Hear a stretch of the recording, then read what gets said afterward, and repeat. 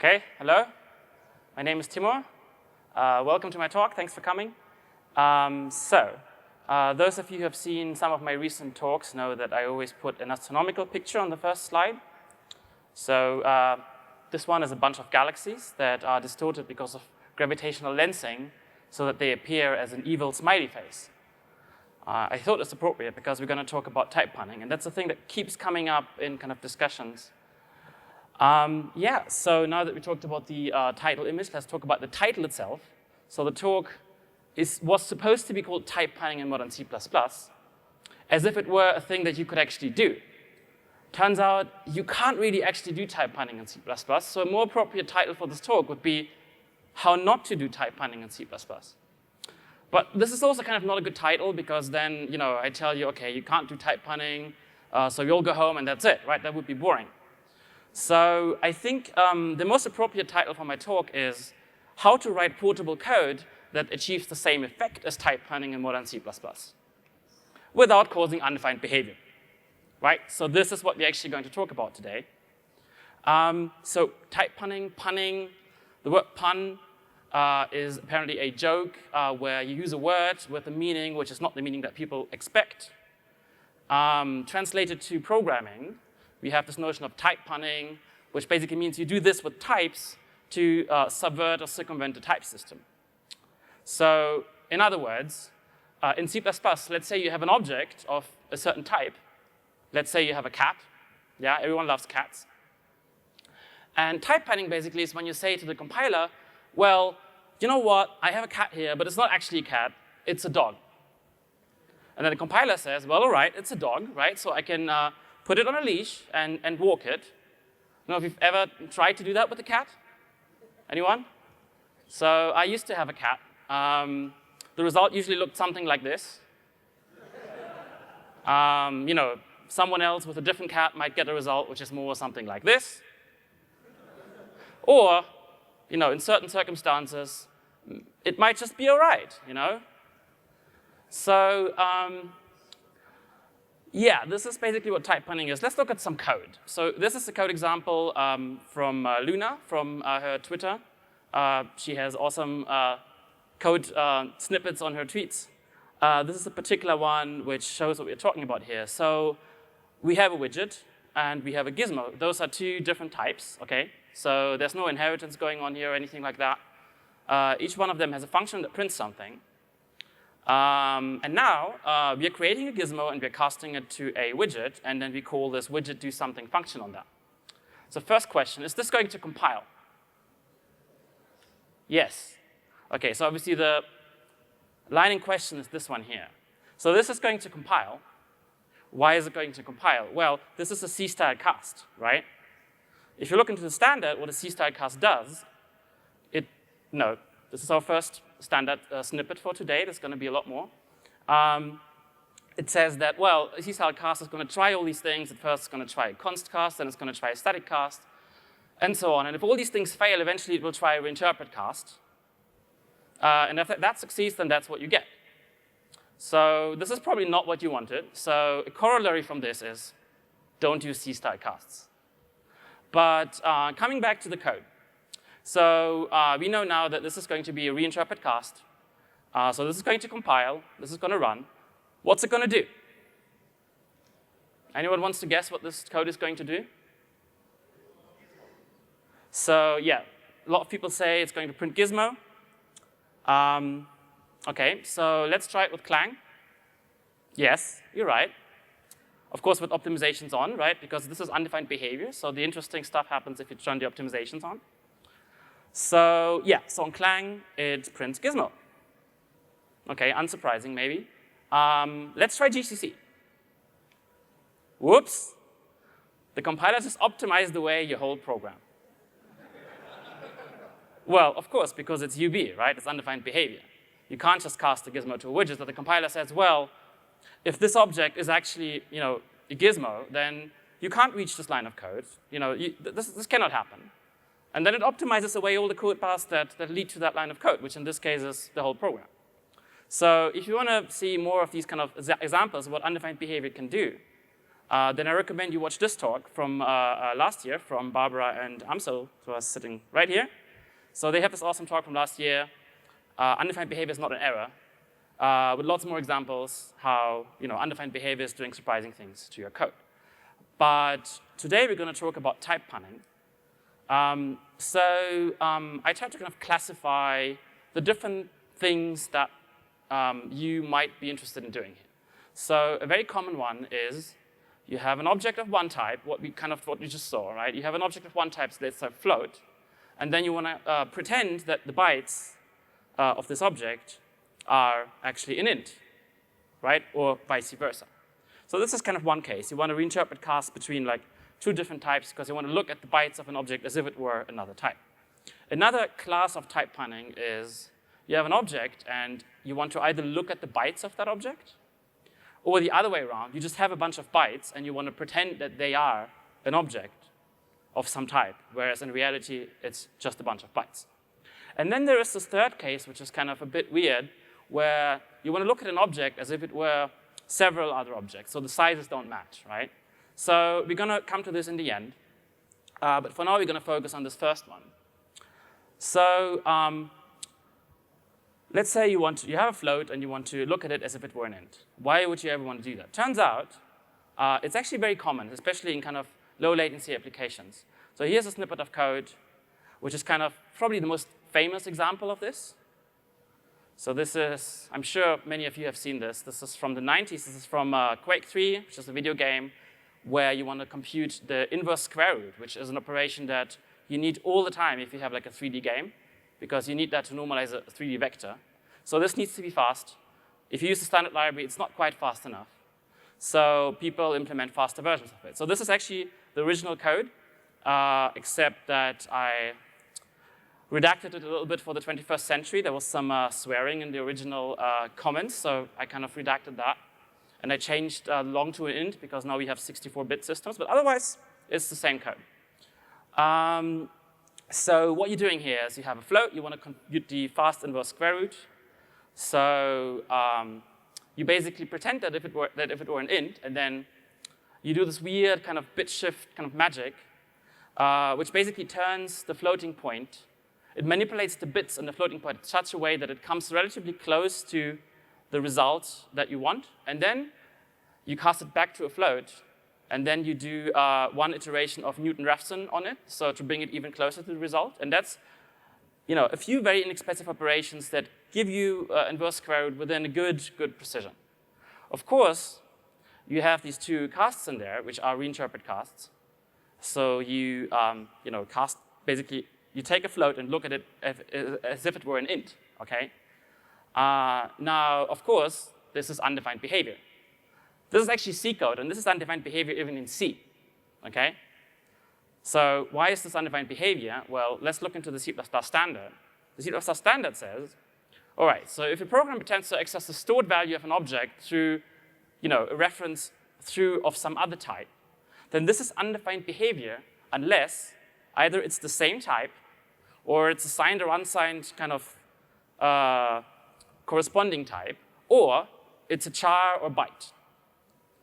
If it's anything else, then your program is undefined behavior. So here we have a float. We pretend it were an int, which it is not. So therefore, you get undefined behavior. So this inverse square root is one example. There's many more cases where you want to do this. For example, I used to work at an audio company. In audio, you need to compute exponential function very often because you deal with like linear and logarithmic scales all the time, so that has to be very fast. So they had a fast exponential implementation, which were using tricks like that. So after that, I went on and worked for another audio company, which had a framework. And that framework, they decided, OK, we're not going to do reinterpret cast. Instead, we're going to do union. OK, so this is the other way how people do this. So this is how you would do this in this Quake example.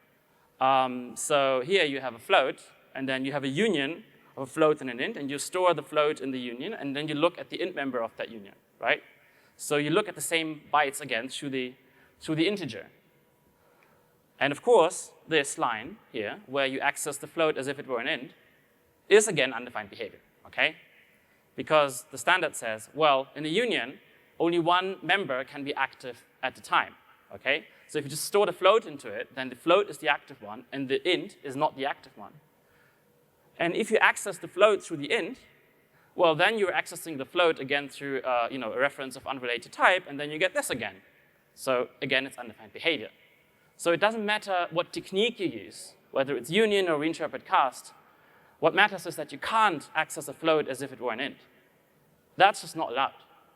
So one corollary is, well, don't use unions because they're unsafe. They let you do this. This compiles, right? Use subvariant. That's the safe version, where you can't actually access the inactive member. And unions are basically good for implementing subvariants, but don't use unions for this stuff. And so basically then what we arrive at is, well, it turns out you can't really do type binding in C++, right? Because this thing is just not allowed. And some compilers have exceptions. Like, for example, GCC actually documents that this particular union trick is fine for their compiler. But that doesn't really help you if you want to write portable code that is supposed to work in all major compilers. And now, usually, at this point, I get into these discussions with fellow developers. We had a similar discussion in Miro's talk just before mine, where people say, well, it works in my machine. I know that, and this compiler produces the right assembly. It's worked for the last 20 years. You standard committee people, this is not really the real world. Well, I mean, my answer to this is, if you want to write, if this version of the compiler is, the only one you ever want to use, and if they document that's fine on that version, okay, well, but if you want to write portable code, if you want to write a library, for example, that is supposed to work in more than one compiler, you're not developing against a particular compiler. You're developing against a C++ abstract machine, right? And then you have to play by the rules. Otherwise, compiler gets updated, they implement a new optimization, and your code is going to crash if you don't follow the rules. And I actually see this happen with Reinterpret Cast. So basically this discussion, if you're saying, well, I don't really care what the standard says, I know it works on my compiler, then basically what you're saying is, so I live in England. In England, we drive on the left side of the road. So what you're saying here is, well, I could just take my car and drive on the right? I could do that. Look at this road. There's no one on the right-hand side. I can physically get into my car, drive it on the right-hand side from A to B, right? And get out, and then, well, okay, well, on this particular road, at this particular moment, you are right. In general, if you want to do this anywhere in England, that's probably not a very good idea, right?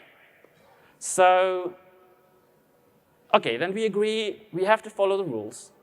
But then the next question is, why? And this is something that I couldn't figure out myself for quite a long time. I was like, why is this not allowed? These are just bytes, right? So if you have a float, these are bytes. This is a computer. It can look at these bytes. Why can't we just look at them as if it were an int? Ints are also just bytes, right? So why do we have these rules? It didn't make sense to me. Well, it turns out, there is actually quite a few reasons why this is not possible, and we're going to talk today about 4 of them. So not all of them are kind of relevant at the same time. For some cases, it's like you're not violating all 4, but maybe just 2 of them or 3. But basically, these are the things that you need to keep in mind. We have aliasing rules, we have object lifetime rules, we have an object model in C++, we have alignment rules, and we have rules like for value representations, right? So yeah, these are basically the reasons why you can't do this stuff, and we're going to talk about them today. So let's start with aliasing rules. So if you look again at this piece in the standard, which says, well, you can't attempt, so if you attempt to access an object of a type through a reference of another type, it's UB, okay? And then there is this footnote which says, the intent of this list is to specify circumstances in which an object may or may not be aliased, okay? So what does that mean? Okay, let's look at this code. So here we have a function. It takes 2 pointers to 2 integers. It's going to store 1 in the first. It's going to store 2 in the second. And then it's going to add the second to the first, okay? Very simple. Okay, now we're going to call this function, all right? So we have two integers. We pass pointers to these integers to this function, and then return a result.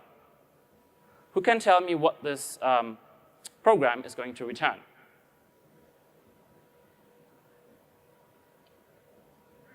Three, exactly. Okay, so this is very easy, right? So you set the x to 1, you set y to 2, and then you add 2 to 1, and then x is 3. Okay, very simple.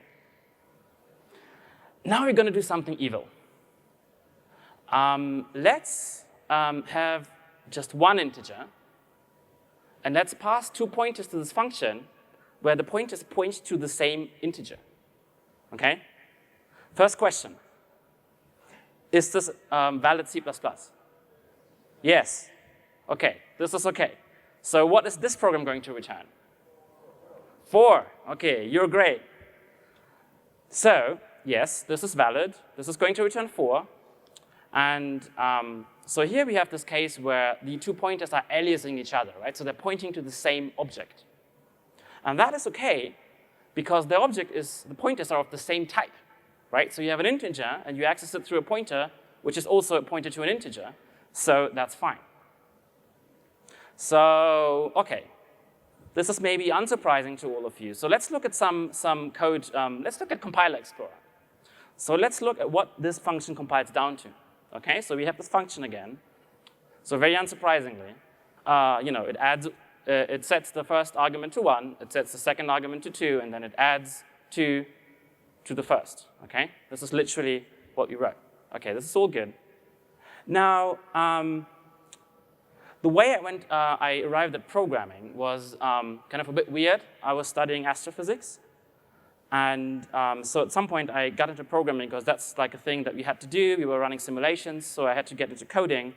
And the first programming language I learned there was Fortran.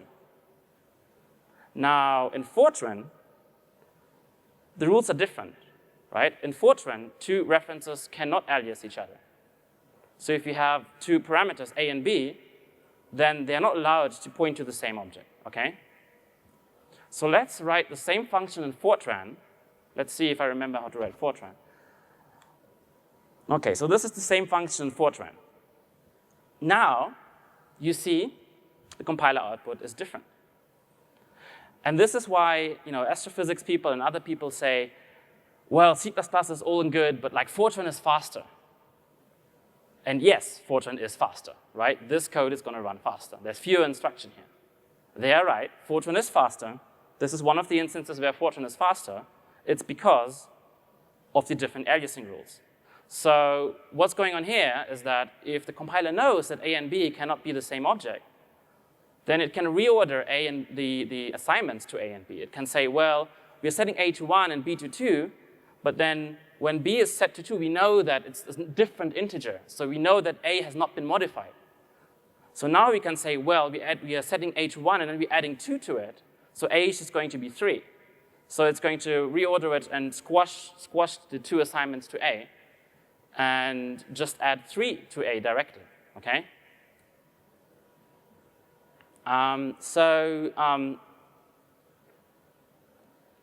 This is an instance where C++ kind of generates slower code because we have these aliasing rules.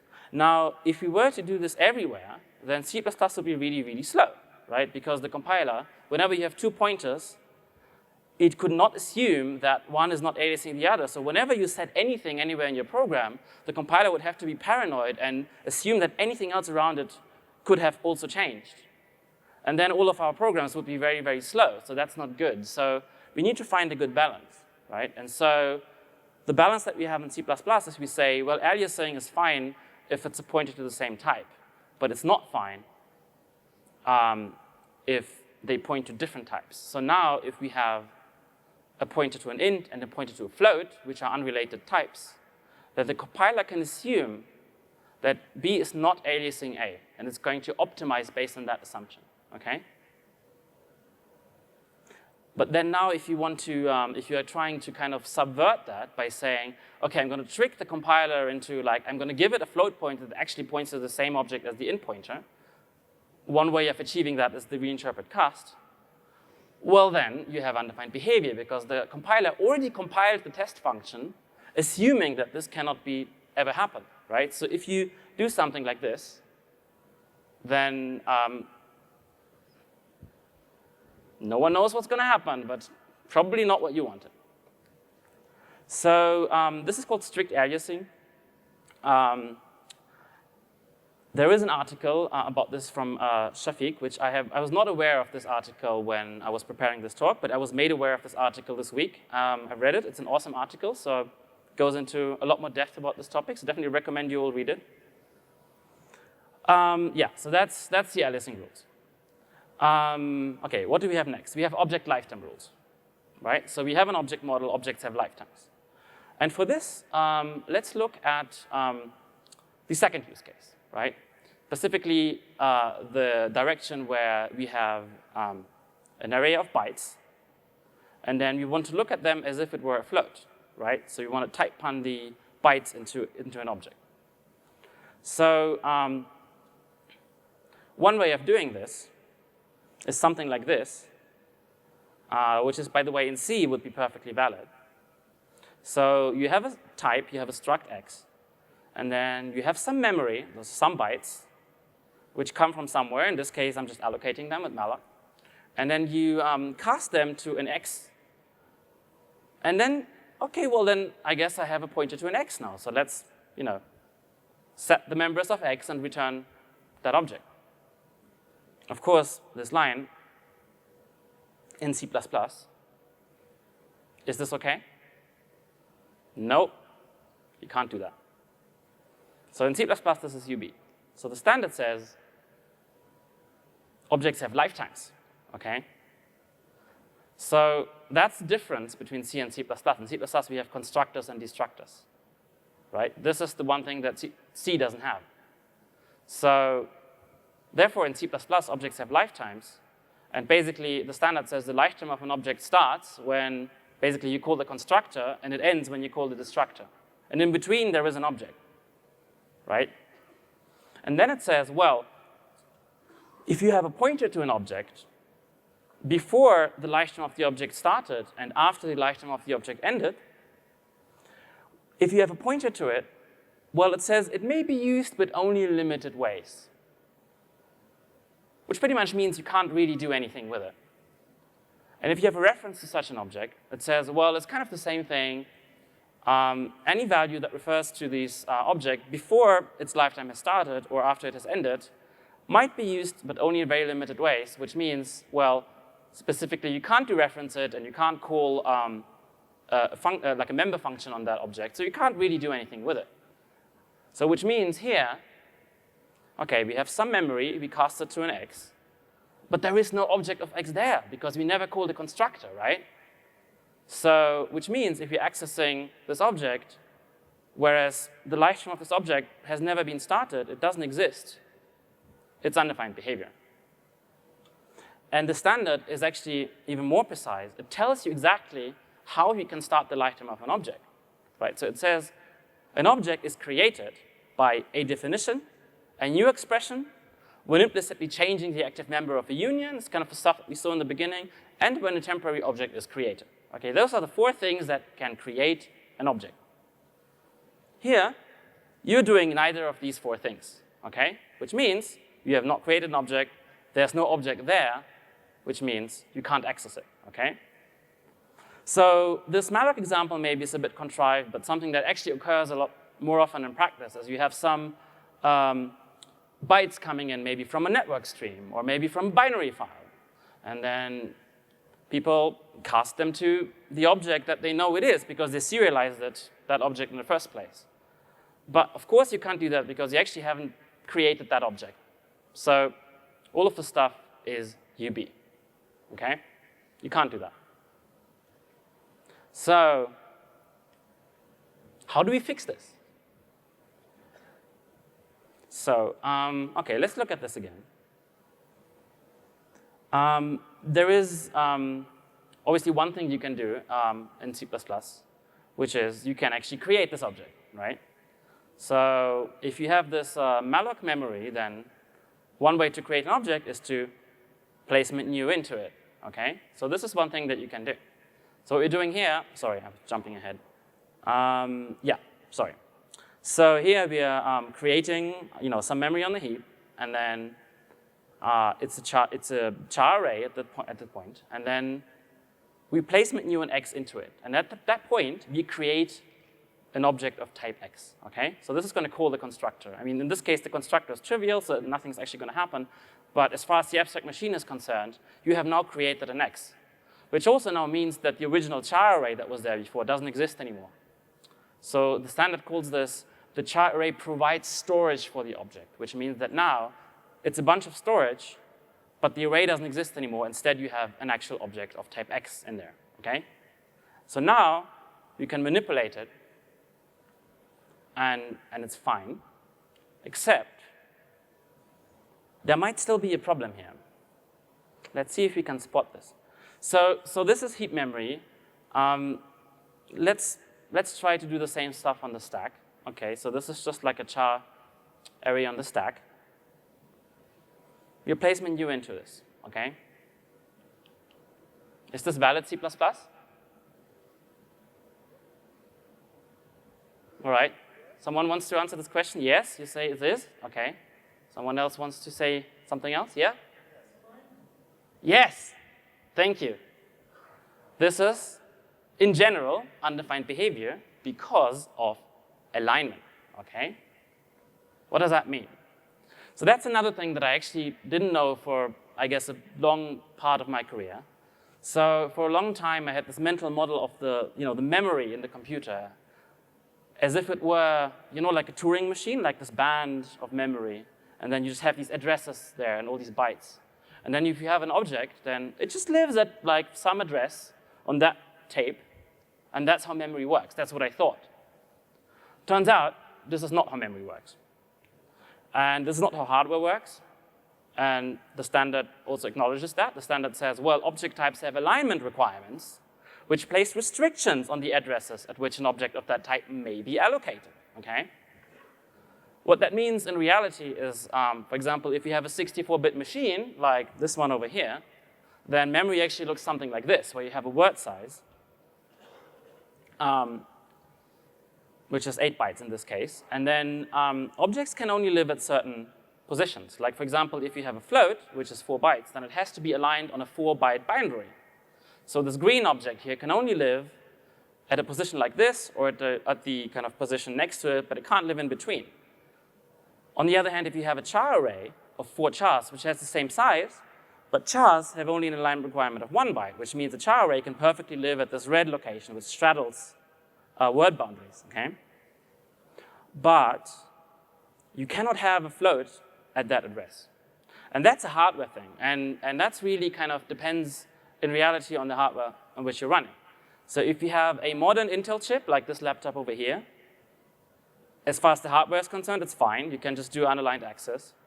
If you have an older Intel machine, like I have an older MacBook with a Core 2 Duo, it's also fine, but it's going to be 3 times slower because the hardware will do an aligned access and another aligned access and then shift it around and combine it. If you have an ARM processor, well, the hardware can't really do this. So last time I tried this on an iPhone a couple years ago, it was actually doing this stuff in software, so it gets like a lot slower. And when you try this on an Android phone, it's probably going to crash. Okay, this is the results I got a couple of years ago. If you try unaligned access on an Android, it's just going to say, your application has unexpectedly quit. You get this nice pop-up dialog. So that's not a thing that hardware can do in general, which is why the standard then says, well, okay, this is probably undefined behavior. There was a way to fix this. So since C++11, we have this thing called aligned storage, which is pretty much the same as the array thing, except that if you use this aligned storage type, then you give it a type, then you're guaranteed to get an array back that is actually correctly aligned for that type, okay? So then this code is okay. So in this case, kind of placement new and aligned storage, combining it gets you into safe territory with this particular use case. But what about the general case, right, where you just want to type pun something to something else? So let's go back to the Quake example, where we want to type pun a float to an int to do some fast floating point magic. So this is undefined behavior. There was a way to fix this. So this kind of depends on what standard you're using. But let's say we're using the current standard, which is C++ 17, or 14, or 11. So what do you do in the current standard? Anyone knows the answer? Yes, mem copy. This is the one universal tool which you can fix this whole problem. So what you do is, you look at this, and you replace these reinterpret casts by mem copies, okay? So you say, okay, I have an int, I have a float. If I want to look at the bytes of the float as if it were an int, I'm going to mem copy the bytes into the int. I'm going to do what I want to do with the int. And then if I want them to be, these bytes to be basically the float again, then I'm going to mem copy them back into the float. And that is defined behavior. That works on every compiler. That's going to do exactly what you want. That's standard conformant. Now, you might ask yourself, mem copy, this is not what I want. I just want to look at these bytes. I don't want to copy anything. This is going to be a lot slower. This is going to be horrible. Well, it turns out this is a common pattern, and compilers are really, really, really good at figuring out what you're doing here and doing the right thing. So let's take exactly this code and the code we had before, which was UB, and compile it. Let's try Clang first with O3 optimizations on. Let's do the UB version. All right, so you get some code, nicely optimized. But of course, that's not portable, right? That's not valid C++. So let's replace the reinterpret casts with mem copies. Whoops, exactly the same code, okay? So the compiler takes this and generates exactly the same code as before. Let's try GCC. Again, the cast version, GCC, generates some optimized code. Let's replace the casts with mem copies. Whoops. All right, same code, exactly the same code. It works. Let's try the Microsoft compiler. Let's see if the Microsoft compiler is clever enough to figure out what's going on here. All right. The reinterpret cast version. All right. Let's see. Let's replace this with memcpy. Same code. Okay? Every compiler knows how to do this. So we might be onto something here. This seems to work. Okay? So what we do in C++ is if we find something like this, we want to generalize it, right? We want to write every code as if it were a library. So let's try to generalize this and make it into a tool that you can reuse. So let's say you have an object of type T, and then you have an object of type U, and what you want to do is you want to look at the bytes of T as if it were a U. Basically, you want to turn it into a value of U with the same bytes using this memcpy thing. So this is how you would do it in this specific instance. Does this work for every T and every U? Like every type? No. All right, so some conditions, we need some conditions here. This is not always going to work. So the first thing, obviously, is they need to be of the same size, okay? Memcpy is not going to work if it's not the same size. You're going to get weird results. And then when can you actually copy a C++ object just by memcpy instead of actually calling the copy constructor? It needs to be trivially copyable. Okay, so then it means we have these two conditions where T and U needs to be trivially copyable. All right, we're done. Okay, let's take all the stuff and put it into a function. Let's call it bitcast. So I put these three conditions into the kind of enable if thing, and then the memcpy just goes into the body of that function. So if you write this in C++ 11, 14, or 17, this is what you can do. You can reuse this function, and that's going to basically be a drop-in replacement for a reinterpret cast. Okay, except that instead of pointers, you will have values. So that's nice, right? If we are in 20, well, we standardize this. So you get this function as part of the standard library, and you can use it. So if you then want to do the Quake thing with the fast inverse square root, well, you replace the casts, as I said, a drop-in replacement. You just replace it by bitcast. It's going to still be just as fast as before, except now it's safe and standard conformant and portable. Except it gets even better, because it's C++20, right? So bitcast is actually const expr, so you can do the stuff at compile time. OK, so this is great. Yeah, so this basically solves the problem. There's still one little thing that we kind of need to take care of. So if you look at the wording for bitcast, so it basically explains what bitcast does in the standard. But then there is this one sentence which says, if there is no value of type 2 corresponding to the value representation produced, the behavior is undefined. OK, so there's still some UB lurking here. What does that mean? So that's kind of the last thing that we need to talk about here. Now we're talking about value representations. So what the wording means is, OK, so you have a float, you bitcast it to an int. This is fine as long as the bits that you have in the float, if you had an int with exactly the same bits that represent its value, it would be a valid value of type int. That's what it means. So then we need to kind of figure out, is this always the case? So turns out, well, for float, OK, how are floats represented? On modern machines, this is typically always going to be IEEE. So then you can look up how IEEE works. There is a function in a standard library, std numeric limits float : is IEC 559, which tells you at compile time whether you're using IEEE or not. And if you are, then you know, well, OK, in IEEE, every bit pattern has a meaning. OK, every bit pattern is a valid floating point type. Some of them are signaling nonce, so you maybe get a floating point exception, but it's not undefined behavior, right? So any bit pattern will be a valid float if it has the right size. What about the int? Well, we adopted another paper in C++20, which is this one. So now we're saying signed integers are 2's complement, which they already were on pretty much every platform that runs C++. So now we know, OK, well, integers, if they're 2's complement, then again, every possible bit pattern will actually be a valid int, OK? So which means, if you look at this sentence here, if you bitcast between floats and ints on a machine that does IEEE and implements C++20, you are always fine, OK? You can now finally portably cast between ints and floats. Well, you need to be a bit careful because you need to make this analysis kind of for every case. So there are cases where it's not like that. Like, for example, we talked about alignment before. So, for example, if you have a pointer to an int, and then the integer that corresponds to the same bit pattern, if it's not modulo 4, then no pointer to int can have that value. So that would be a case where not every value representation is valid. Okay? So depending on what types you're casting, you need to figure out whether the bit patterns there actually correspond to the value. In the case where, for example, you serialize an object to like a byte buffer and then you deserialize it later, you will know that you wrote these bytes and they were a value then, so they are a value now.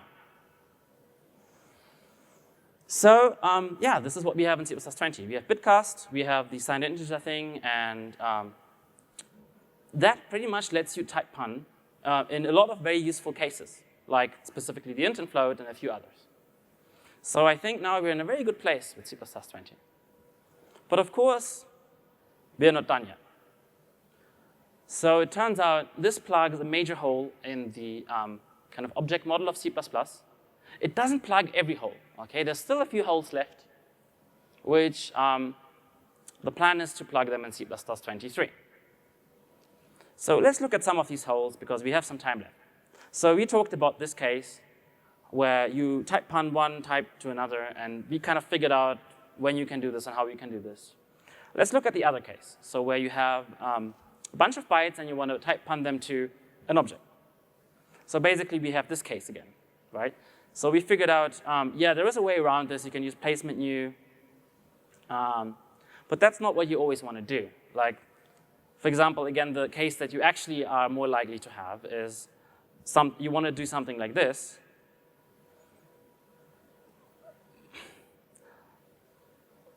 It should kind of work, right? I mean, there are cases where you can use bitcast, but there are cases where bitcast doesn't work, right? So typically, one case is where the type is actually not trivially copyable, right? So then bitcast is not going to work, but you want to still be doing this. So how do you plug this hole? So currently, this is not really possible. You need to do mem copy again and all this stuff. But you can't do it if it's not trivially copyable, so you actually can't do mem copy, so you have to explicitly call the constructor. And I mean, you know the bytes are representing a valid value, so you ought to be able to do this.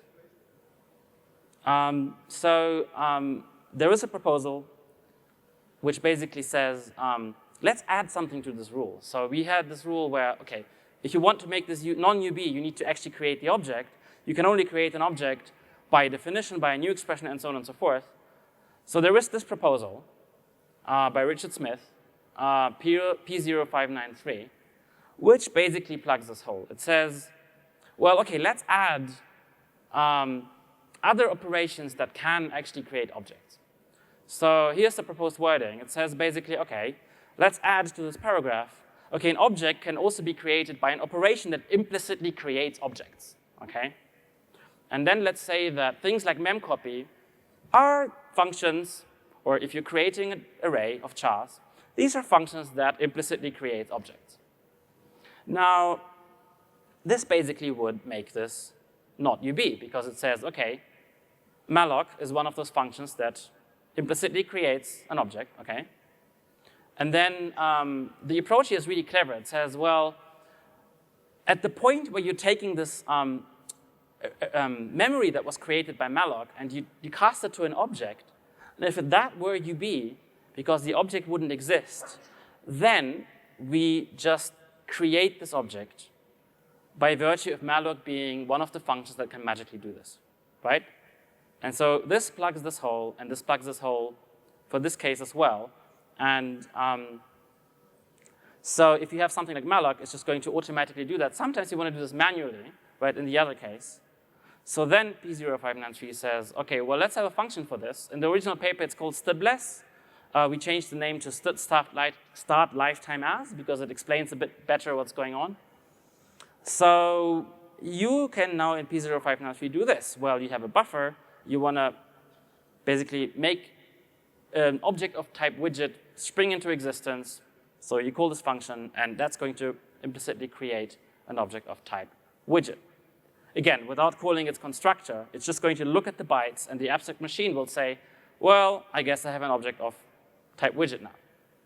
So this works with more types, right? This works with any type where you have any kind of trivial constructor, where any of the constructors is trivial. It means it doesn't actually do anything. So there is always a path to create an object of that type without actually manipulating bytes, right? And whenever you have an object like that, you can use this. So this paper was actually on track to be part of C++20. It's kind of a very sad story that at the last meeting in Cologne a couple months ago, what happened is that there was nothing really wrong with this paper, but we just ran out of time, right? There were a lot of papers to review. It was the last meeting where we could still kind of merge new wording into the standard draft. And we just ran out of time at the end of the week. And this paper we didn't get to finish that wording review, which means that now, unfortunately, this has to wait until C++23. All right. So this is how we plug this particular hole. There is another one, which is more surprising. It was certainly surprising to me when I learned about this. So let's look at the case where it's the other way around. Okay, we have an object, and we want to just look at the bytes of the object. Okay, this ought to be not a problem, right? Because you have an object. You just want to look at the bytes. So let's say you have a float, and let's say you want to implement a hex editor, right? So you just want to look at the bytes. So let's implement a function that takes a float and just prints the bit representation of that float. This is easy, right? How would you implement this function? Well, so what people do today is, of course, they use Reinterpret Cast. And the Reinterpret Cast is fine, okay, because char star can alias anything else. So that's not UB. So we now have a valid char star pointer. This is not UB. You can do this. This doesn't violate the aliasing rules. Now you're printing the members of this array. Is this okay? No. This is UB. And this is surprising. Because, you know, it's fine to have a char star But it turns out, if you look at the standard carefully, it says, okay, it's fine to reinterpret cast a pointer to a float to a pointer to a char, but nowhere does the standard say that this pointer points to the first byte. The wording says it still points to the original object, right? So what does it mean if you dereference it? It's not entirely clear. There was a very interesting long email thread about this, a couple months ago. And certainly if you do pointer arithmetic like here, that is certainly UB, because the pointer does not point to an array, right? There is no array there. There's a float. There is no array. So you can't do pointer arithmetic and access that as if it were an array of char, because there is no array of char, okay? So this is UB, and then, of course, you have to do mem copy again, because you can't use bitcast either, because you can't bitcast to an array, because you can't return an array from a function. So bitcast doesn't work with arrays, so we have to do mem copy again. And this is really unfortunate. So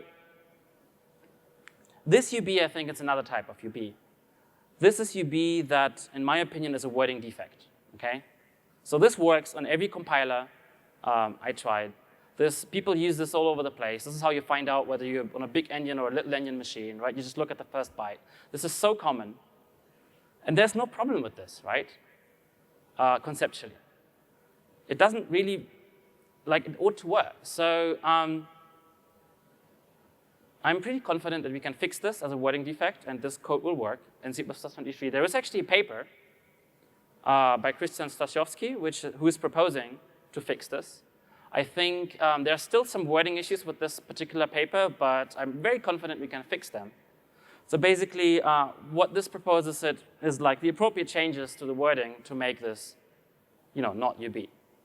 And let me maybe say again why I think this shouldn't be UB. It's because, all right, so if you use memcpy for this, you say, okay, you can use memcpy, but what does that mean? How do you then implement memcpy, right? It turns out, well, you can't. It's a magic function. The user can't implement something like that, right? So it means that there is no way, if you're not inside the C++ library and you're not the compiler vendor, there is no way to look at the bytes of an object, right, in C++, which is, it violates the fundamental principle of C++, which says, don't leave room for a lower level language. We ought to be able to access the bytes of an object, and I'm very confident we're going to get there in 23. Okay, so we still have some time left, so let's look at this last case, where we have an object, and we want to access it as if it were several other smaller objects which together, have that byte representation. Turns out there is actually, obviously we can do this with memcpy, but that's not what we want to do. There is actually a case in the standard where this is already allowed to type punt like this.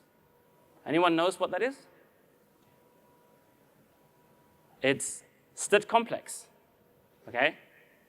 So stit complex has this wording which says, if you have a complex of t, you can reinterpret cast it to an array of 2 t's, and that's fine. Just by fiat, the standard says, you can do this is valid. So, okay, you can implement this if you were to implement your own complex, which has this behavior. It turns out it's actually kind of implementable, because there is actually one case where reinterpret cast does work, and it's this case.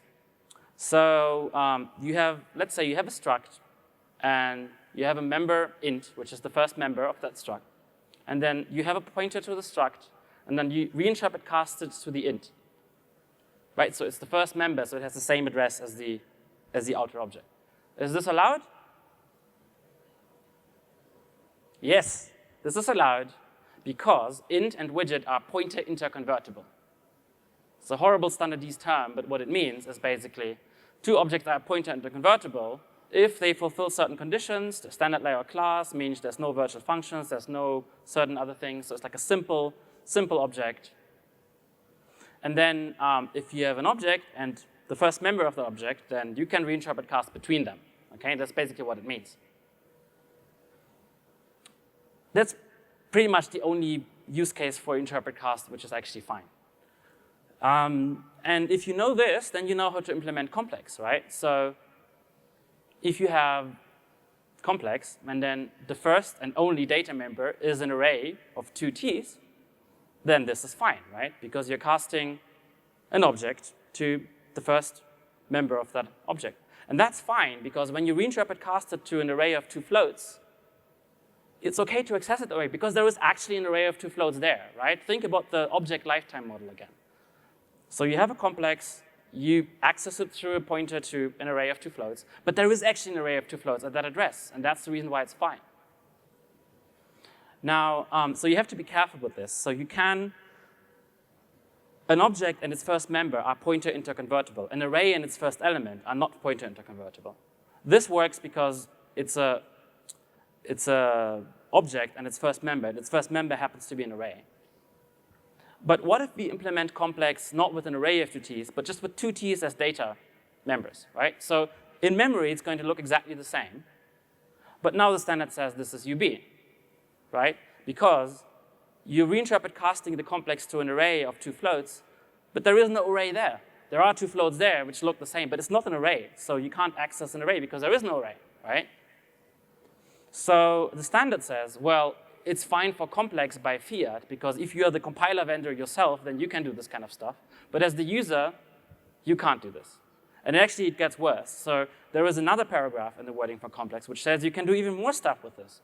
If you have an array of complex numbers, you can reinterpret cast them to arrays of t's, okay?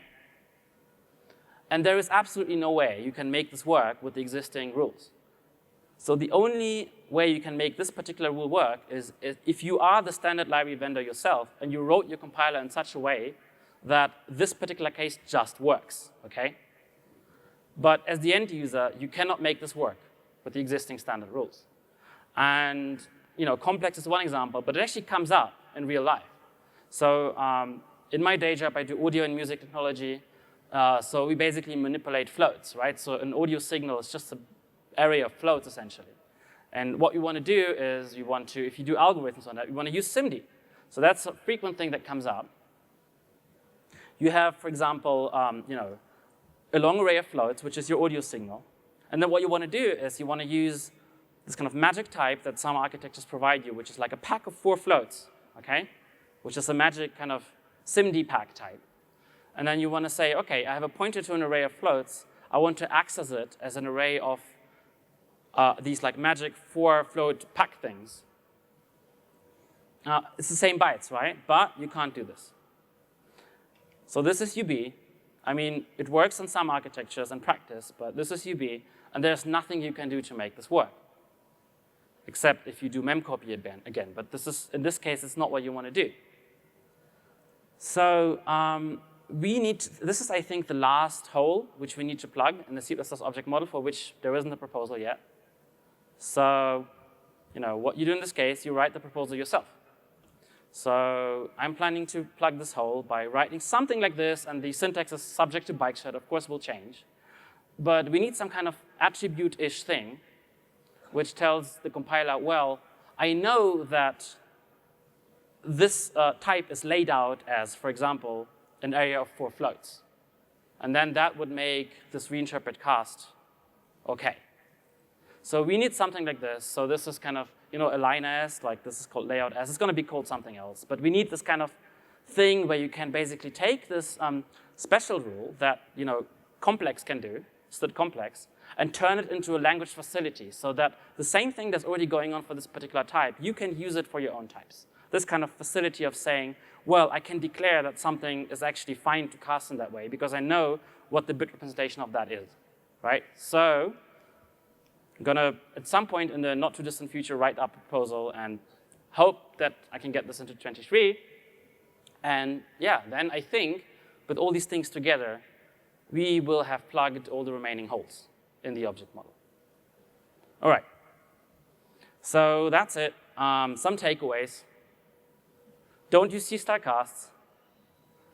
Don't use reinterpret cast. Don't use unions, except if you want to implement variants. Take care with alignment rules. Take care with value representation rules. In C++ 17, you have placement new and you have mem copy. In C++ 20, you get bitcast, which is a lot more powerful.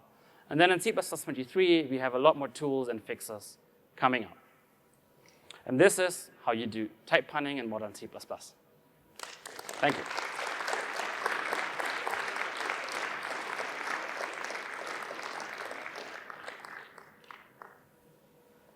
Yeah, hi, thanks. I guess I didn't understand how the start a lifetime as deals with the alignment issue. You said that you can't cast between types unless they also have the correct alignment. Right. But with that start lifetime as, it looked like you're just taking some glob of memory and saying, make it be this. How does that deal with the alignment? So it's Richard Smith's paper, so he would know the exact answer, but as far as I remember, it would be UB if you violate alignment. I mean, that would make sense to me. So you still have to worry about alignment, of course. I don't know, is that, yeah. The widget example, yeah, I don't quite get it. Why was it UB if you use the placement new on the memory acquired by the stream read for the widget? Oh, because the memory it's a blob of memory, it might not be aligned such that you can have a member of an object of the type in there, right? So for example, if you have a float, it has to be aligned on a 4-byte boundary. The blob of memory that you have might not be aligned on a 4-byte boundary. And if that's the case, then you can't do that. But if I have, like, I promise that it is aligned. Well, if you take measures to make sure it's aligned, for example, by using aligned storage, or if you get it from like new, then there's guarantees that something returned by new is aligned with the strictest alignment that's not an over-alignment. So there are certain rules, and like you can write code without violating these rules, but you have to think about that. So earlier today, CJ Johnson said, don't use aligned storage, use union, and you're saying don't use union and use aligned storage. Maybe he was talking about std aligned union? No, std aligned storage T. Yes, he was saying don't use it. Okay. Why? He said because it invokes undefined behavior. He said he's written a paper about it, and he's putting it through. But his whole talk was about using union rather than aligned storage. You mean like plain union, not std aligned union? Correct. A union with like his talk was about wrapping a type, and he was using a union with a type T in there, with pretty much a no-op constructor and a no-op destructor, and then doing a placement new into it instead of using aligned storage. So you can make the union work, I guess, by techniques like that, but you still have to make sure that the actual memory that you have is aligned with the object that you want to have in there. So there's other ways of achieving that, and I guess I would really like to learn about this technique, and we should take it offline and talk about this, yeah. Okay. But it needs to be aligned, otherwise it just can't work. Yeah, it does. It will align, but yeah. There are other ways to make it aligned. When you're type punting between a T and a U, or between a Kerr buffer and a widget, is it defined behavior to put both into a union and mem copy from one union member to the other? Sorry, to put what into a union and mem copy? Put both the T and the U into the union and use the mem copy technique to copy from one union member to the other. All right, so if you have these kind of unions, then you have this other rule that I didn't talk about, which is the common initial sequence rule. Depending on what you're doing, you might be able to get this to work. Let's look at some code. I can't really answer the question right now because I don't have the code in my head that you're talking about. Okay. But yeah, I'll come to you after this and we'll figure it out. All right. As far as I understand, there is a restrict keyword for C. Yes, there is a memcpy. restrict keyword. So you can't use memcpy from and to the same location. So the restrict keyword in C, which does not exist in C++, does what the Fortran thing does. Basically, you're saying a pointer cannot alias like another object. So that's what the restrict keyword does. So this is how in C you would be able to get the same optimization that you get in Fortran by using that keyword. I meant that it is unlikely a valid thing to copy from and to the same location. I mean memcpy. Well, I'm not sure I understand. I think we're out of time for the questions, but let's figure it out now after this. So I guess I'm going to wrap up. Thank you all for coming. And if there's more questions, I'll be around for the rest of the week.